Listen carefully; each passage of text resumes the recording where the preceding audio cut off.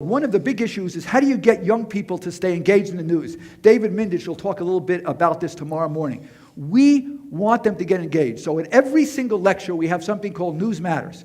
We ask the students in the class to nominate stories they think students in the class would be interested in that affect their lives. And then we give them extra credit. This is one about people in their 20s beginning to go deaf because of the volume of iPods. Here's a story which, as you would expect, that resonates on the campus about the freeze in hiring. It's going to mean fewer classes, bigger classes. What is it going to mean to them? And so they post it. And each week we do that. We also have something called News Log. Part of our assignments, we send the students 5 or 6 times, or even more, a semester, and we have them do a news log. We'll have them follow a story or look at stories and weigh news versus opinion. And in each case, we'll give them 8 or 9 news sources they have to choose from to do the assignment.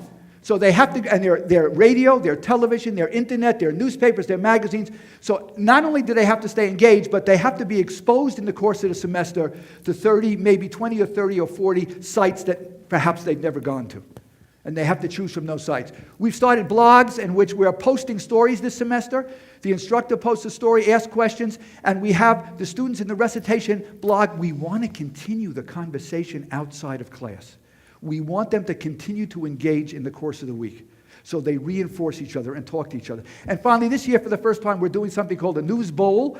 We're having every one of our recitation groups compete in a news IQ test, and the entire winning class, not just the students, the winning group will all go to Houlihan's together for dinner. So we're looking for a lot of ways to keep the students very involved. And finally, thanks to our friends from let me back up. We also do this. 4 times a year, we invite a top journalist to address all the students in news literacy about their life and times. What is it like to be a reporter?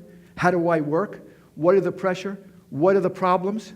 Why did I get into being a reporter? What's it all about? And the students can then engage. So here's Soledad O'Brien who came. We had a whole bunch of people this semester. We had people who have been overseas. We just had the editor of the Daily News. We have a variety of people. And they talk to the students. And finally, we have this culminating exercise, I was going to say, thanks to our friends from the Roslyn Savings Bank.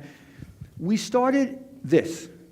This is what we do in the final. Here's the final. We lock all the students in a room just like this, okay? And we keep them here for 2 hours. And we give them a series of news clips that they have to watch on television, and we give them a long story. And we have them deconstruct all this, and they have to tell us what would an intelligent news consumer conclude about the subject matter in this story. That's 80% of the final. The other 20% of the final is an essay that we have them write on some topic on media and democracy. Last semester, it was a letter to consumers in 2012 about what did they learn this semester that would help consumers 4 years from now pick a president. Anybody who gets an A in that portion of the final, those A's, we taught 1,054 students, we had 81 A's, goes into a pool, we have a group of professors not teaching the course, pick one essay. That essay, the winner of that essay wins free tuition the next semester at the university. And that's thanks to our friends at the Roslyn Savings Bank.